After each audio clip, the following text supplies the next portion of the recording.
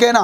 next ఇంకా ఏమంటున్నామట అంటే ఈ యొక్క కేంద్ర ప్రాంతీయ శాసన సభలలో ఈ యొక్క కేంద్రంలో కానీ ఇటు రాష్ట్రంలో కానీ ఏమంటున్నామండి, కేంద్రం